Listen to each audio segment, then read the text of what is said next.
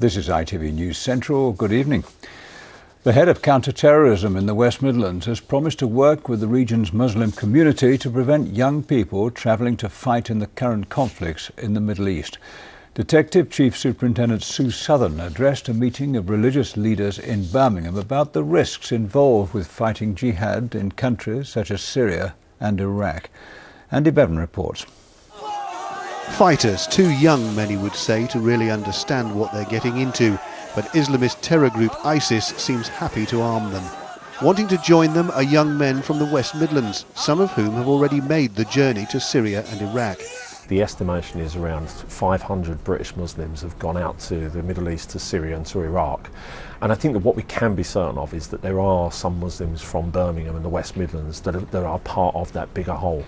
This morning, the head of the West Midlands Counter-Terrorism Unit spoke to a gathering of local imams at Birmingham's Central Mosque, urging them, as well as parents and friends of young Muslims, to watch out for signs of time spent online translating into travel to the front line, even if the plan is not to fight, but to offer help to aid agencies. We're working nationally with internet providers and they're cooperating in terms of taking down certain sites, certain postings, and that is the type of activity that we're doing. Outside of that, we've got a number of community-based projects through the Prevent programme where we're in schools, we're raising awareness of dangers on the internet with young people. 23-year-old Zia Rahman has recently been to Syria as part of a Muslim charity group. He says ISIS has no qualms about kidnapping and questioning those perceived to be outsiders. They will apprehend a few people and they will ask them certain things about the religion. They will ask, how many times do you pray? You know, what is this in Islam and this and that. And if you answer the question wrong, that's when you'll be in danger. You might have said it by accident, or they'll get the understanding that you're some kind of undercover agent, or you're pretending to be a Muslim and you're trying to cause danger to them. So this is where you are in danger. You know, the important thing for any Muslims to get the reward from their action and activities, and that is obviously to serve your country, your community, and remain here peacefully and remain with your parents and your brothers and sisters and serve the humanity. Today's meeting is the first of its kind in the UK. The plan is now to roll out other meetings at other mosques across the country, sending the same message to young Muslims. Andy Bevan, ITV News. Health inspectors will begin a formal review of Stafford Hospital on Monday, just days after the Trust's special administrators asked them to step in.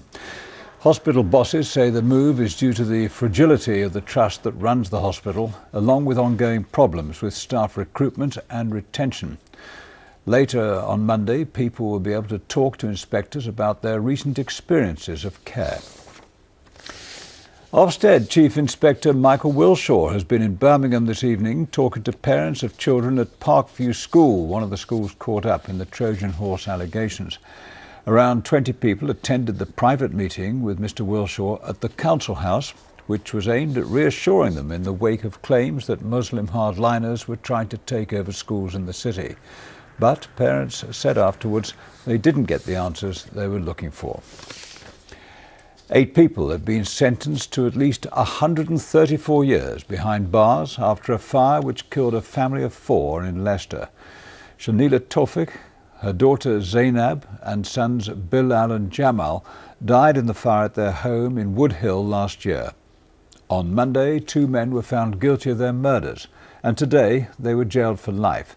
6 others have also been jailed for between 8 and 15 years each after being convicted of manslaughter. I'm satisfied with the sentence, and I see there was a lot of pressure on our Lord Judge, and I accept everything. Jaguar Land Rover is building a new, smaller plant to make special edition and heritage versions of their cars. More than 500 people will work on the project, and the company says it'll be bringing out new models.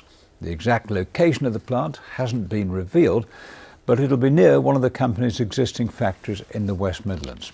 Our business correspondent Mark Goff reports.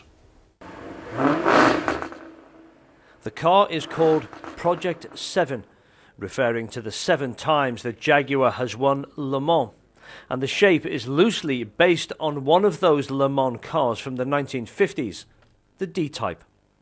It started out as a concept, one of many in the company, but Jaguar Land Rover soon realised that this could be a whole new business in its own right. They'll build special editions of existing models and service historic models like the E-Type. So they're building a new mini factory and workshop. Where is yet to be announced, but it will be in the Midlands, employing hundreds. Well, in the new facility we'll have about 150 people, specialists working on special vehicles. In total we've got about 500 and there's another 200 actually working on the other areas of the business like the heritage business. The company chose Goodwood Racing Circuit in West Sussex to show off its latest model to, among others, racing driver Bruno Senna, nephew of Ayrton Senna. Jaguar, for sure, in terms of motor racing, has amazing heritage. We come from the likes of the C-Type, the D-Type and the E-Types when they're racing back in the 50s and 60s, and these cars had super amazing history. So in terms of the racing heritage, Jaguar has a really good history. I'm sure that some people might say, the road cars maybe didn't share it, but Jaguar is coming back really strong. This is a limited edition car, only 250 will be made, but that won't be the end. The firm says this is just the beginning of a completely new Jaguar Land Rover company. Mark Goff, ITV News, Goodwood. Right, let's take a look at the weather forecast for the next 24 hours. Here's Lucy Kite.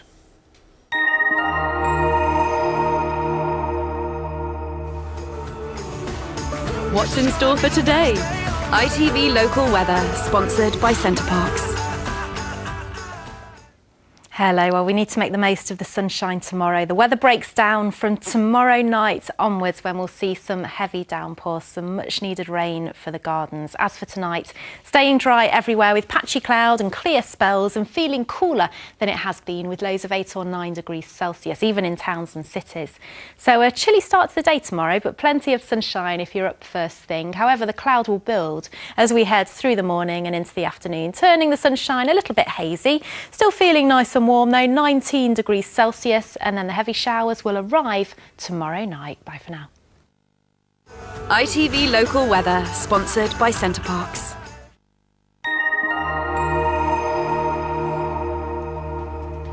And that's our news and weather this Wednesday evening. Stay tuned for ITV's Current Affairs programme On Assignment, which is on next. From the newsroom, a very good night to you.